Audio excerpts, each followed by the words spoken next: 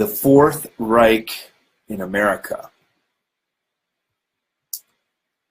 Quote, "We find ourselves faced by powers which are far stronger than hitherto assumed, and whose base is at present unknown to us. More I cannot say at present. We are now engaged in entering into closer contact with those powers, and within 6 or 9 months' time, it may be possible to speak with more precision on the matter." End quote. Werner von Braun, suggesting in 1959 an extraterrestrial reality.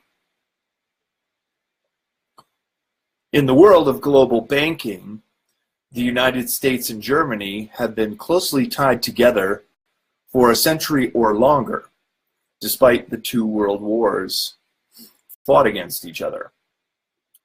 There have been many German sympathizers in the USA. After all, in the 19th and 20th centuries, German immigrants were the largest segment of foreigners settling in America. German immigrants new to the USA were hardworking, inventive, and saved their money. Their can-do spirit is part of what makes America great. There is a saying that, quote, "Germans make the best Americans, but Germans make the worst Germans," end quote.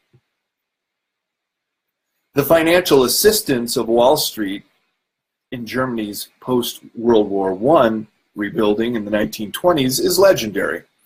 Many well-known American corporations invested in Germany and inadvertently aided in the subsequent financing and technological footing for World War II.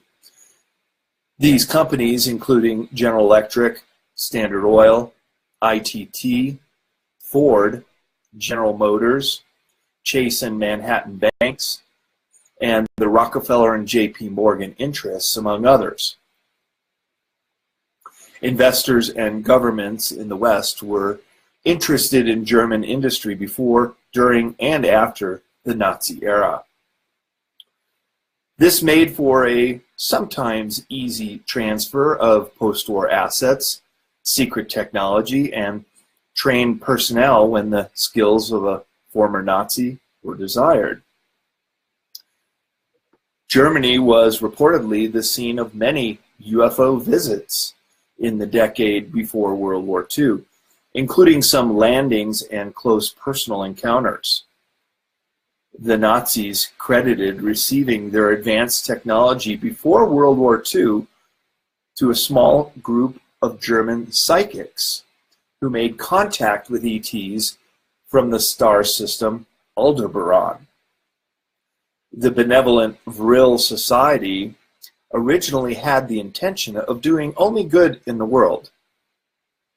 Thus, Aldebaran ETs allowed Vril psychics to channel plans for interstellar craft, anti-gravity, and free energy devices.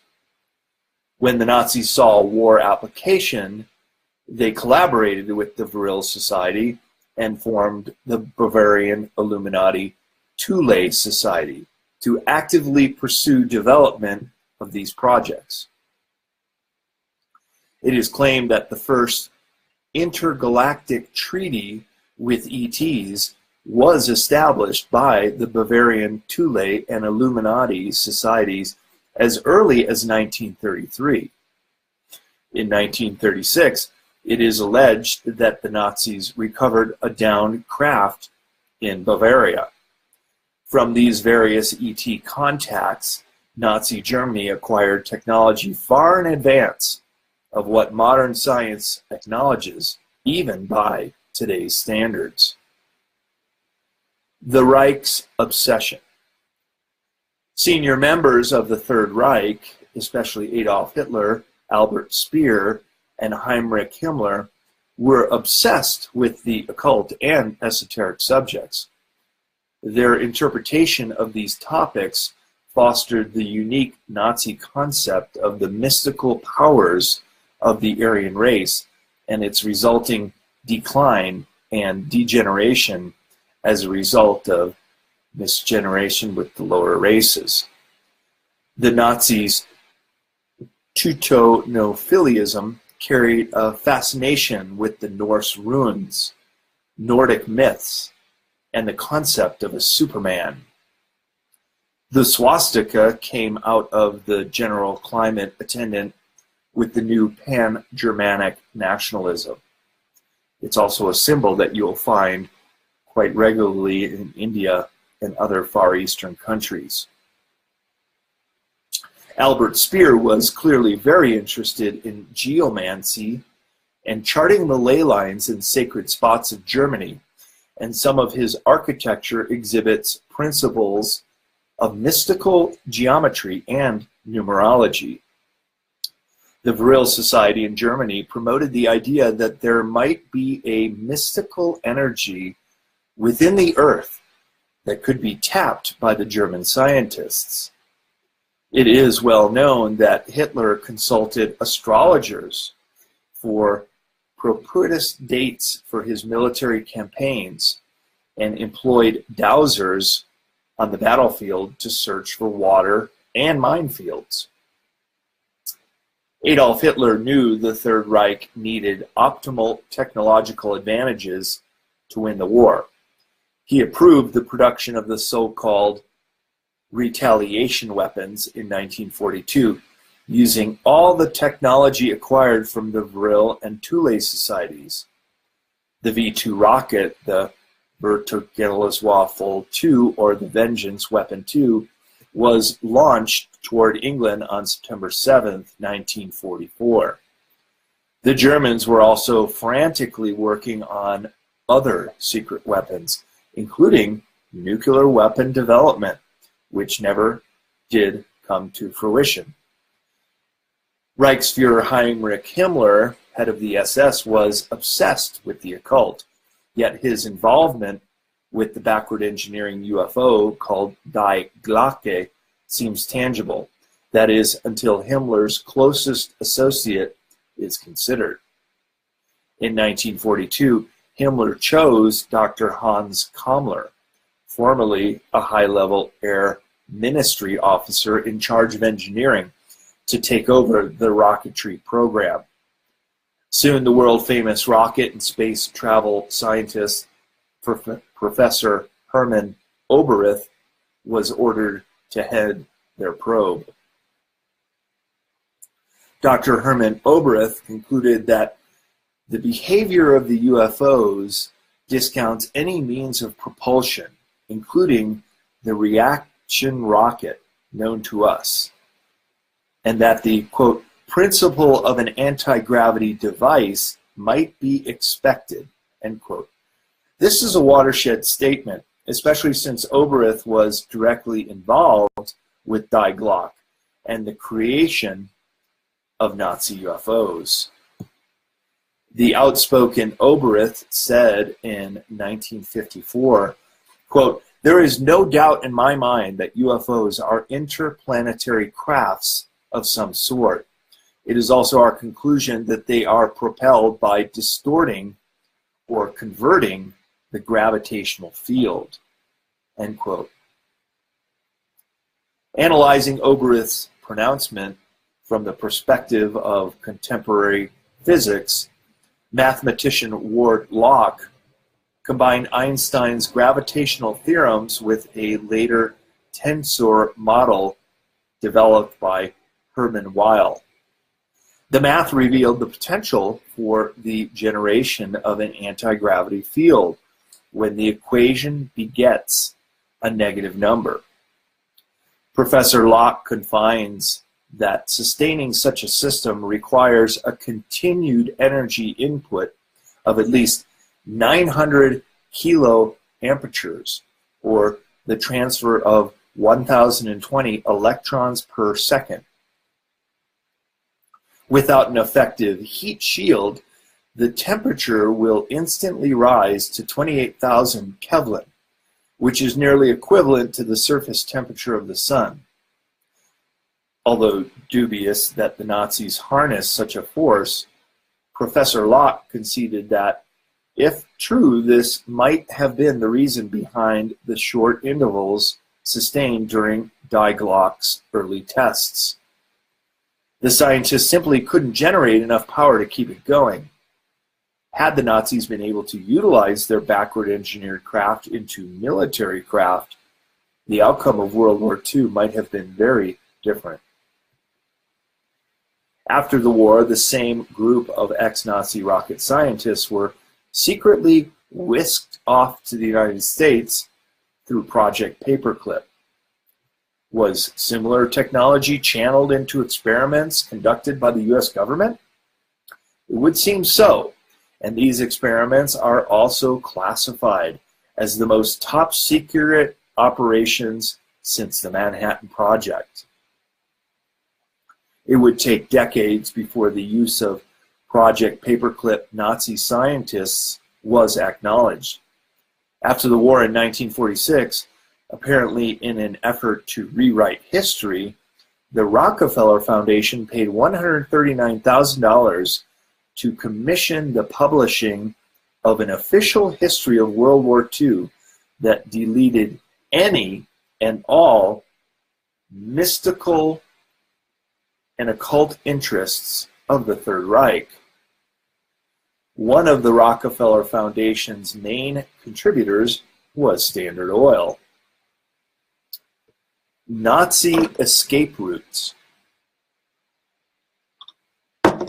The Odessa, a German acronym for Organisation der Ehemaligen SS Angehörigen, meaning the Organization of Former SS Members, was an international Nazi network established in 1946 by a group of Nazi SS officers shortly after the Germans surrendered in World War II. Plans were drafted for a Fourth Reich before the fall of the Third, and it was to be implemented by reorganizing in remote Nazi colonies overseas. The Nazis decided that the time had come to set up a worldwide clandestine escape network. The purpose of the Odessa was to establish and facilitate these secret escape routes, later known as rat lines, to allow former SS members to avoid capture and subsequent prosecution for their war crimes. Most of those fleeing out of Germany and Austria were assisted in relocating to South America and the Middle East. As the former head of the SS, Heinrich Himmler was believed to have been the founder of the Odessa, but he committed suicide while in custody awaiting trial in Nuremberg. Adolf Eichmann escaped to Argentina with the help of Odessa. Notorious Auschwitz Dr. Joseph Mengele also escaped to South America, but he died there instead of being captured, brought to trial, and executed like Eichmann. It is estimated that over 10,000 former German military personnel made it to South America along escape routes set up by Odessa, with help from the Vatican and the Red Cross. Some researchers contend that Hitler never died in his Berlin bunker at the end of World War II, but instead escaped to a secret Nazi base at San Carlos de Bariloche in Patagonia, Argentina. According to this view, he escaped Germany weeks before the end of the war and was transported by submarine to southern Argentina. There he lived out his natural life in hiding and died of old age in 1960. Some say perhaps as late as 1965. His tomb has never been identified in South America. Allied reports indicated knowledge of a massive Nazi network called the New Berlin Facility beneath the ice and mountains of New Schwabenland, now called Queen Maud Land in Antarctica, prompting a U.S. military response called Operation High Jump. Navy Admiral Richard E. Byrd led the expedition with a powerful military squadron, including an aircraft carrier, 12 surface ships, 1 submarine, more than 20 airplanes and helicopters, and 4,000 elite Navy troops under the guise of a scientific expedition. Byrd and his massive military armada made an all-out assault on the Nazi Antarctica battalions on February 26, 1947, but were soundly defeated before making a hasty retreat. Upon return to the USA, Admiral Byrd testified to Congress of enemies that have the ability to, quote, fly pole to pole with incredible speed, end quote, and discussed an attack on the expedition by, quote, strange flying saucers that emerged from the sea. Even today, much of Operation High Jump remains highly classified information. Paperclip Nazis. Vanquished post-war Axis forces also escaped to Antarctica, while others were brought intentionally to North America to be absorbed into a U.S. scientific talent pool. This secret operation brought brilliant German scientists and officers, some who could have been tried as Nazi war criminals, into the United States by the hundreds, some even say by the thousands, and gave them immunity and new identities where they assumed influential research and corporate positions in such institutions as U.S. intelligence, the military-industrial complex, the space agencies, psychiatric, petro-chemical, and other influential corporate positions. Some went to work for the various Rockefeller-connected oil cartels, such as ARCO, Standard Oil, Exxon, Zapata, and other companies that were supported by the Bavarian-based secret society lodges. These were the same corporations that had actually sold oil to the Third Reich during World War II and helped keep the Nazi war machine operating. Once the transplanted Nazi scientists were able to infiltrate the military, industrial, aerospace, intelligence, and petrochemical industries, their ideology began to spread amongst the ranks. Within a decade, they were well on their way to creating a fascist corporate government, which began siphoning trillions of dollars down the tubes into their military-industrial empire. There were certain Nazis, not considered war criminals, who didn't need to escape, but because they were whisked off to new jobs and a new life in the United States with no change in identity. These were ranking Nazi intelligence officers and scientists, along with their young, fanatical protégés, who were welcomed in the USA under Operation Paperclip. Intelligence officers were employed to help monitor the Soviets in the East, and most of the scientists were used to advance aerospace programs. After gaining a foothold, these former Nazis used their clandestine network to loot the coffers of Europe and create corporate front companies in many countries, as well as establish their way into corporate America. They brought with them seemingly miraculous weapon technology that helped the United States win the space race. But they also brought their Nazi philosophy based on the authoritarian premise that the end justifies the means, including unprovoked wars of aggression and curtailment of individual liberties, which has since gained an iron hold in the land of the free. The deep connections between the Bavarian Illuminati, which sponsored the CIA, and the Bavarian Thule Society, which sponsored the Nazi Party, allowed for the upper covert op levels of the CIA to be manned by nothing less than the core of the Nazi SS itself, with the help of fascist sympathizers and fifth column double agents working within American intelligence. Although some leading Nazis were sacrificed to the Nuremberg trials, this was done to appease the Allies and establish the illusion that Europe had been denazified. With a little help from friends in high places, those relocated former Nazis created a cabal which began to infiltrate the highest levels of government. Unfortunately, the Nazis were never stopped in their world control agenda, which can only be understood when one considers how they were assisted in coming to power by those controllers whose vision spans generations rather than limited terms of government office. That generational approach is apparent with George W. Bush's grandfather, the late U.S. Senator Prescott Bush, who was a director and shareholder of companies that profited from their involvement with the financial backers of Nazi Germany.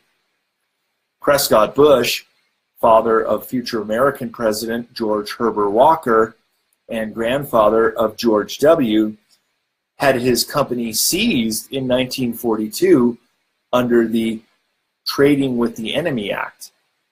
He was funding Hitler from America while German soldiers were killing American soldiers. Within months of the end of World War II, Nazi scientists and high-ranking intelligence officers were brought into the U.S. under the watchful eye of oligarch Allen Dulles, the first director of the Central Intelligence Agency. The intention was to bring brilliant former Nazi scientists into weapons development, high technology, and the intelligence sectors. Nazi General Reinhard Gehlen and his staff were brought over shortly after the war to aid the CIA in gathering intelligence on the developing Soviet menace in Europe. Rocket engineer Werner von Braun, his mentor Hermann Oberth, V-2 rocket engineer Arthur Rudolph, and over 100 other high-ranking Nazi scientists were employed by the USA Army and NASA in various aerospace programs. How did the Nazi element help create the newly formed secret government in the USA? Well, Allen Dulles was a covert sympathizer of the Nazi philosophy of light Aryan supremacy and a member of the Bavarian Illuminati. He stands accused of creating the financing between Nazi Germany, American oil companies, and Saudi Arabia. Together with his brother John Foster and a second partner who also held anti-Semitic views, Dulles established an international financial network to benefit the Third Reich. Near the end of World War II, Dulles successfully directed the smuggling of Nazi money back to his Western clients, carefully evading Allied surveillance. Allen Dulles was the first civilian and the longest-serving director of the CIA from 1953 until 1961. Few were surprised when he was appointed a member of the Warren Commission, but the appointment was later criticized by some historians who have noted that Kennedy had bitterly fired him as CIA chief after the Bay of Pigs fiasco, and logically, he was unlikely to be impartial in passing the important judgments charged to the Warren Commission investigating Kennedy's assassination.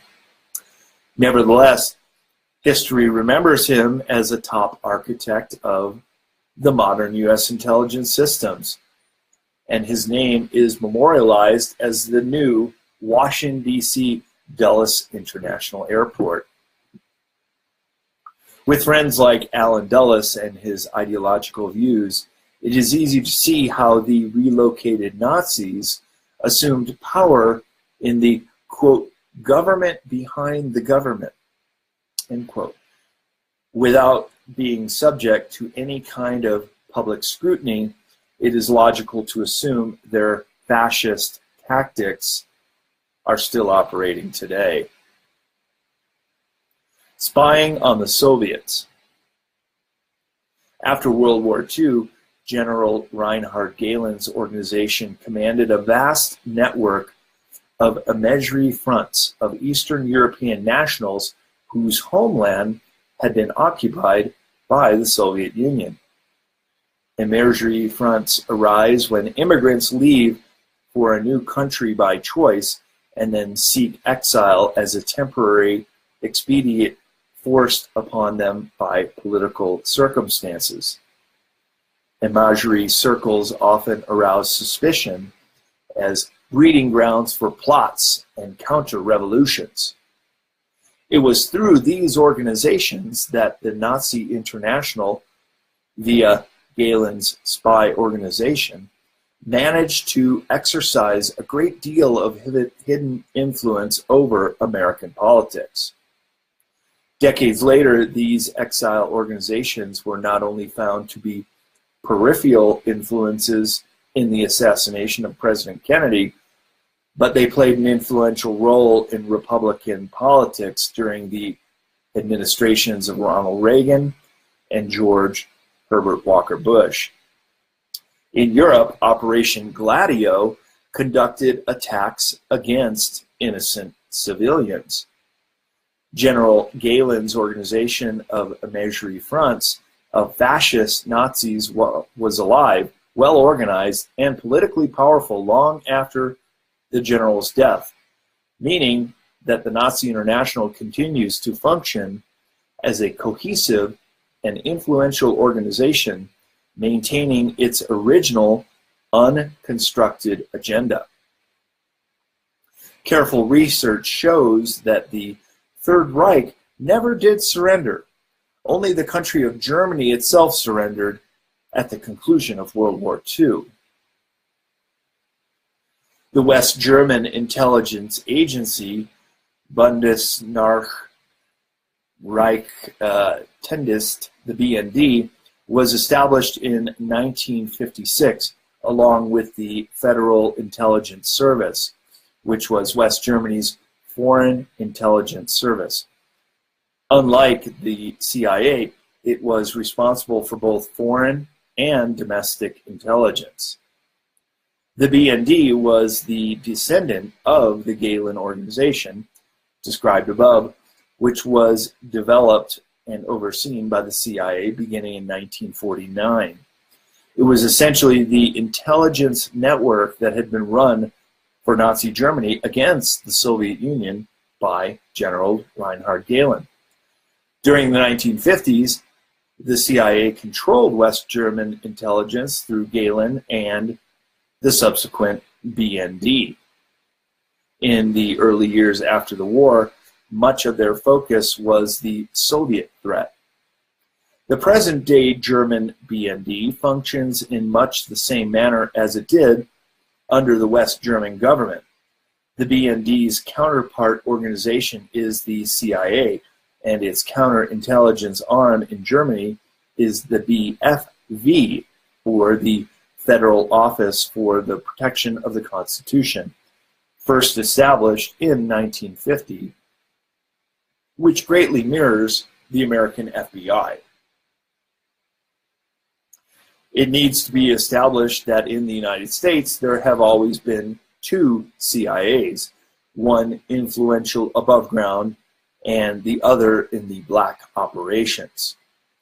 The CIA was created when the Office of Security Services, the OSS, merged with the Gestapo after World War II. The Nazi faction is the one that oversees all drug dealing, headed by the senior George Bush. The other faction, called the White Hats, is made up of the patriots who work on government salaries and have never made their money from drugs. The first and largest drug smuggling operation were established on behalf of the CIA by George Herbert Walker Bush while he was the president and CEO of the offshore division of Zapata Oil. Fishing boats would deliver the drugs to the offshore rigs where they were transferred to helicopters and crew boats, which were never inspected by customs or any other law enforcement agency. Most of the drugs flowing into the United States are owned and controlled by the CIA and military intelligence organizations, plus the Israeli Mossad, the chief security and intelligence organization of Israel. False flag operations. False flag operations are covert operations conducted by governments against their own people, which are designed to deceive the public in such a way that the operations appear to be carried out by an enemy. Basically, it is a way for governments to play victim in order to mask their own aggression. In planning for a false flag operation, the first step is to create the problem, then offer a solution. This method is also called problem reaction solution. After a problem arises or a situation that will cause a reaction in the public, the next step is to create a measure, a flawed solution that the public will be willing to accept.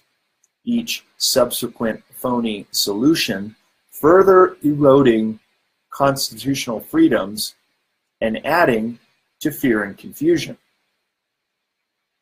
An example would be to create an economic crisis for the public to accept as inevitable before the step-by-step dismantling of public services. The Reichstag fire in February 1933 was an arson attack on the German Parliament building in Berlin.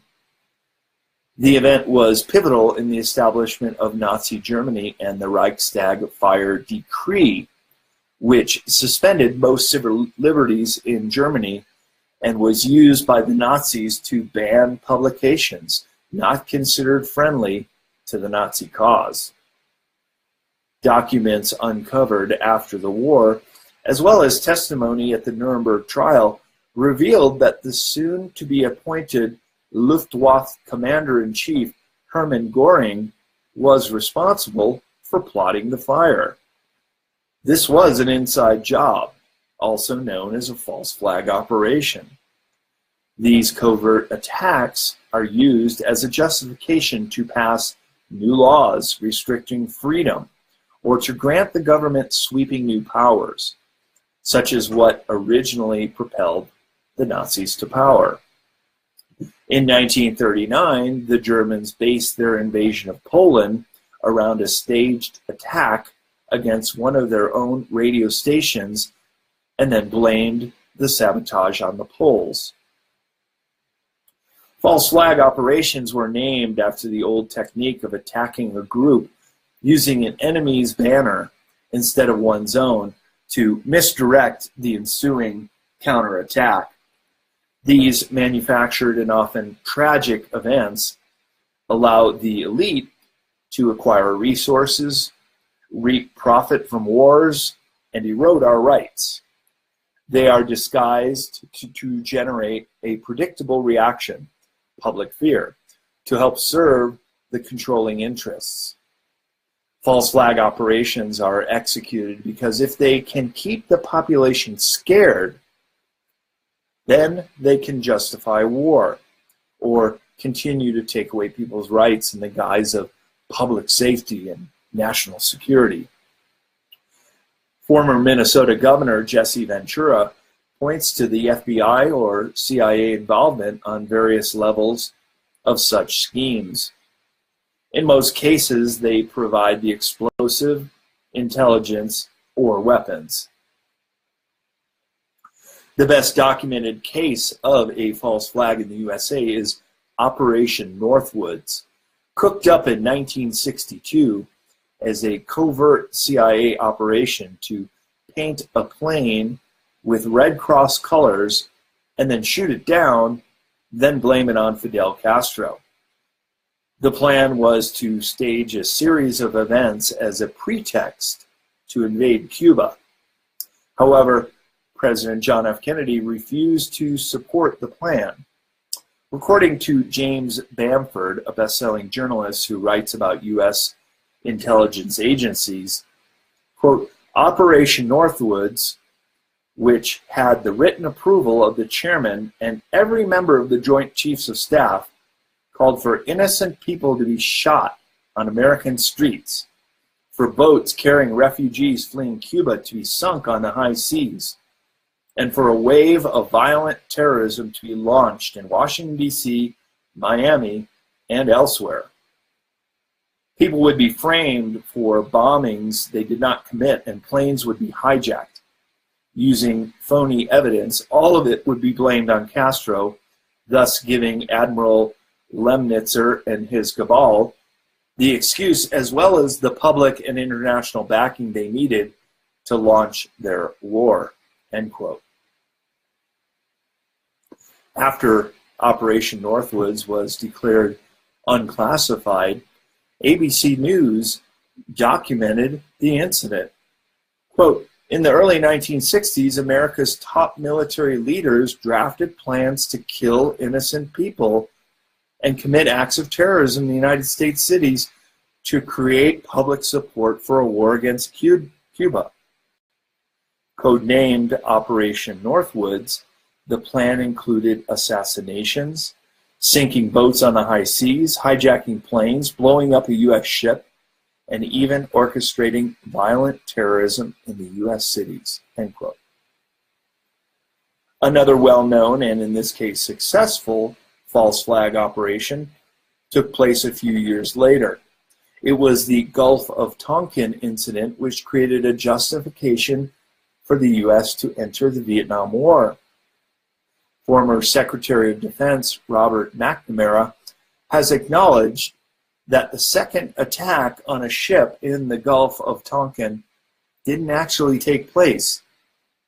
In August of 1964, a news bulletin reported 2 attacks against U.S. naval ships by the North Vietnamese.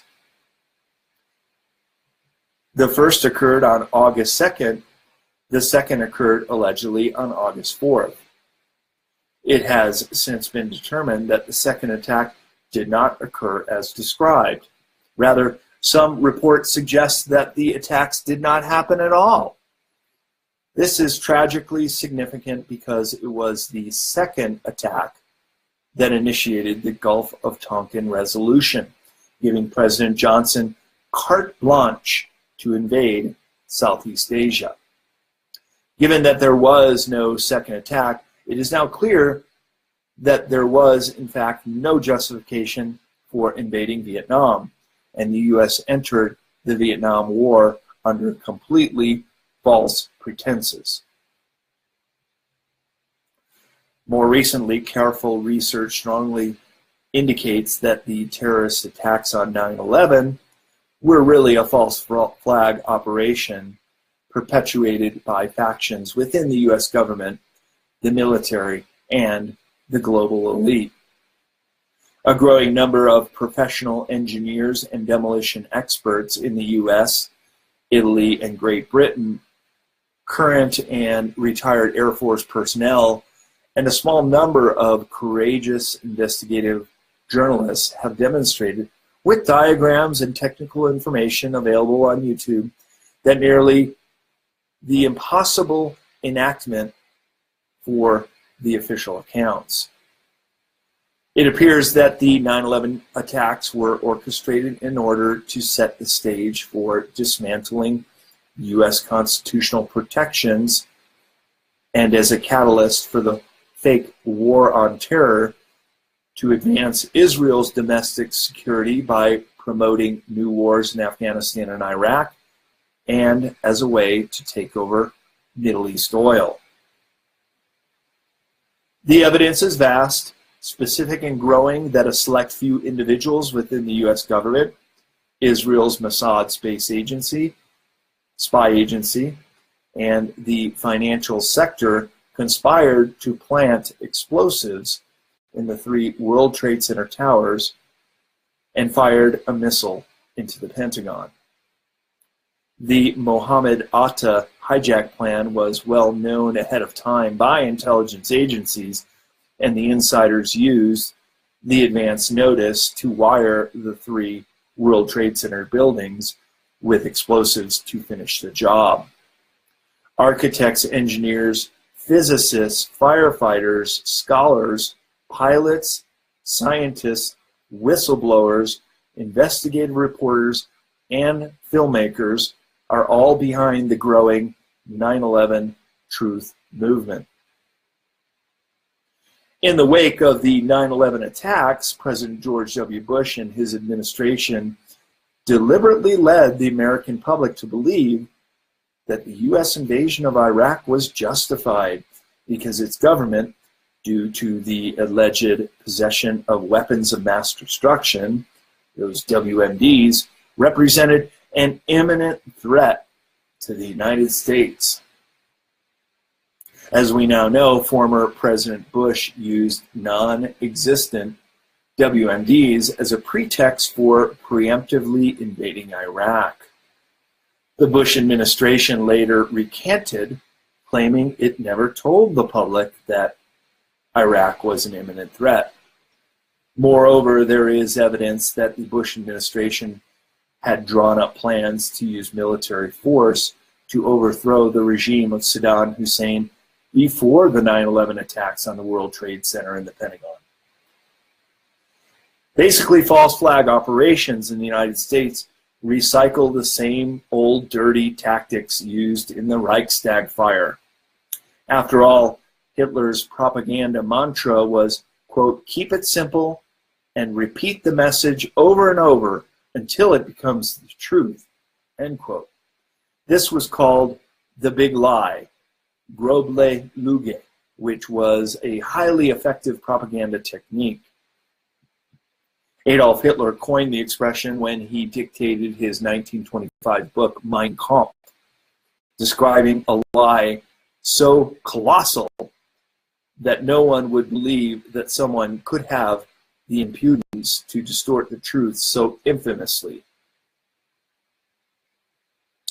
Hermann Göring confessed the following propaganda observation at his trial at Nuremberg, quote, naturally the common people don't want war, but after all, it is the leaders of a country who determine the policy, and it is always a simple matter to drag people along, whether it is a democracy or a fascist dictatorship, or a parliament or a communist dictatorship. Voice or no voice, the people can always be brought to the bidding of the leaders. This is easy. All you have to do is tell them they are being attacked and denounce the pacifists for lack of patriotism and exposing the country to danger. It works the same in every country, end quote.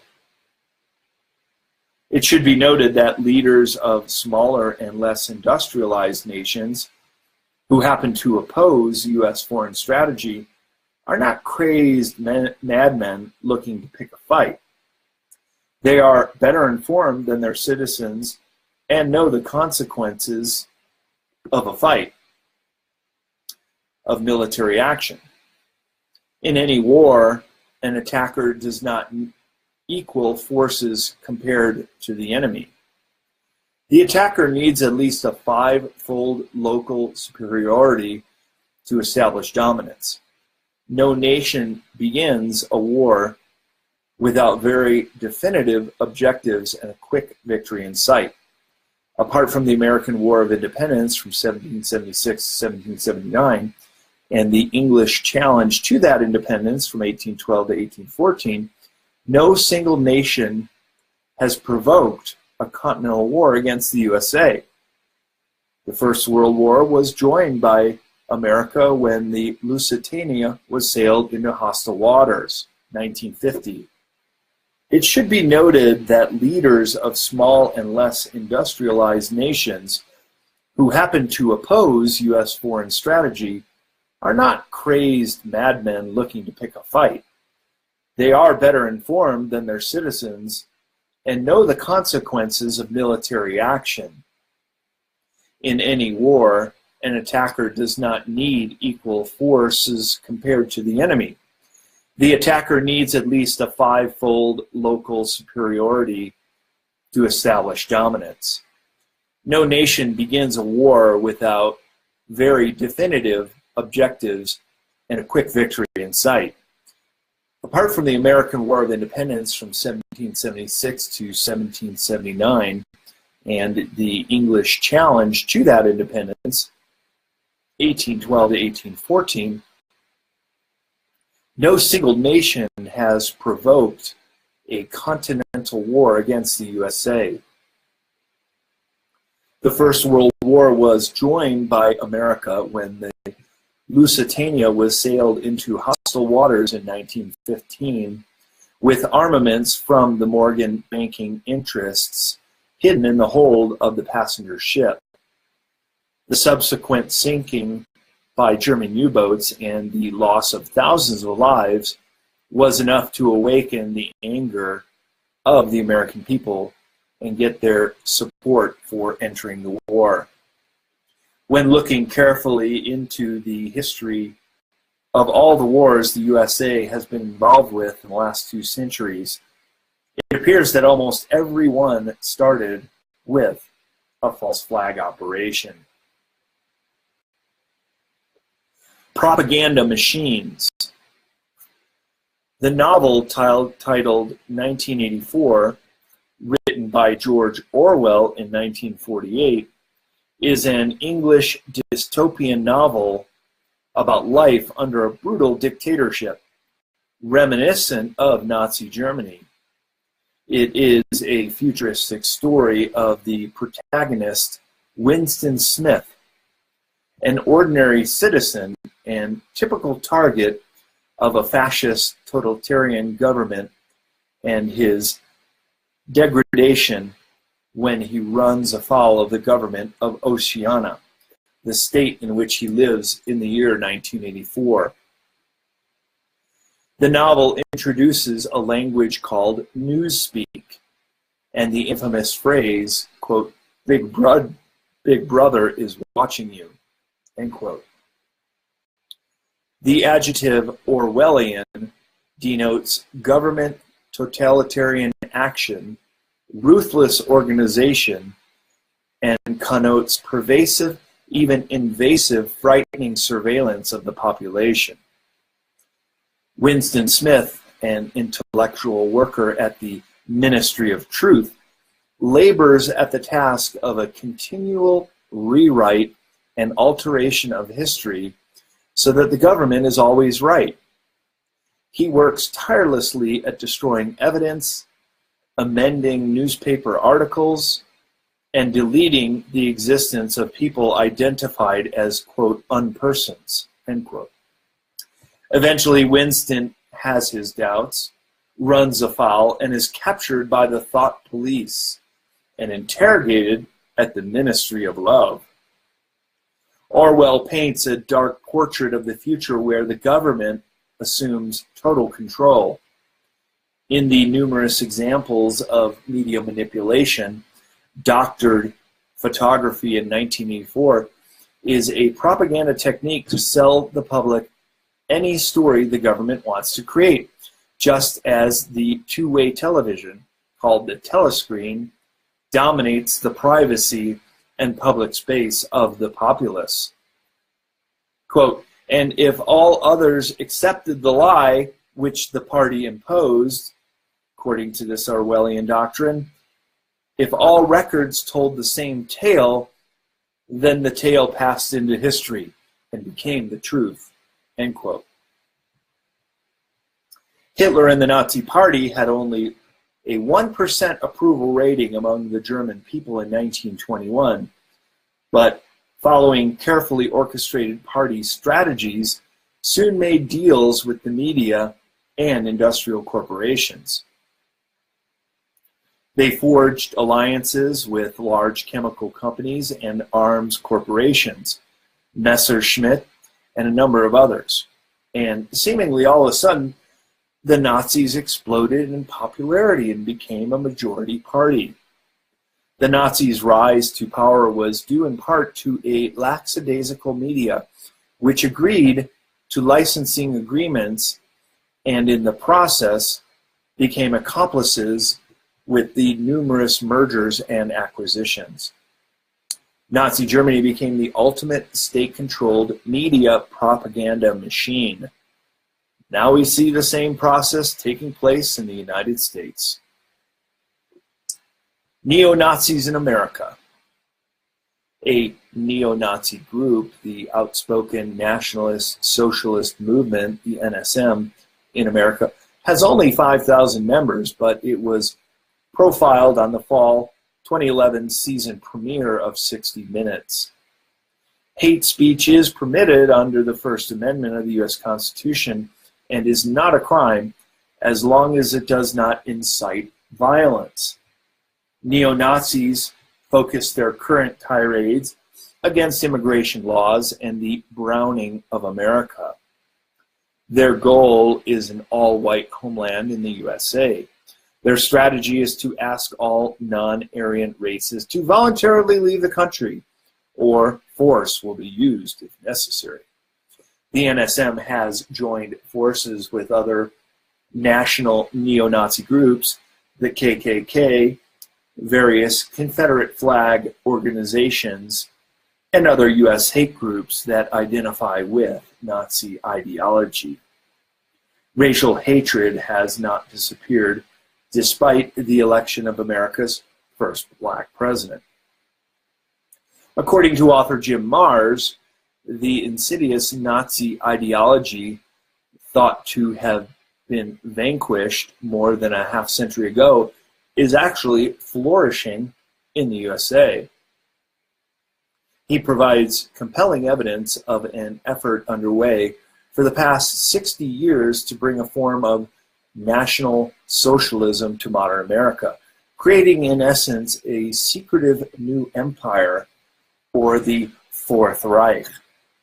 Surviving members of Germany's Third Reich, along with sympathizers in the United States and elsewhere, were given safe haven by organizations like Odessa and Die Spinny to live anonymously while still pledging allegiance to the Reich. They have been working behind the scenes since the end of World War II to inject the principles of Nazism into culture, government, and business worldwide, operating primarily in the United States.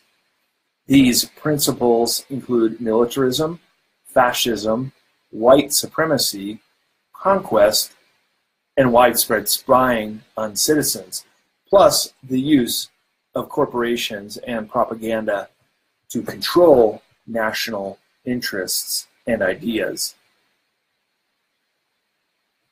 A new world order is the master plan. The net result is a loss of liberties in America. Right now in the United States, any of us can be imprisoned without warning or due cause and can be kidnapped, tortured, and assassinated legally if the government decides what we are doing is a threat to their plan.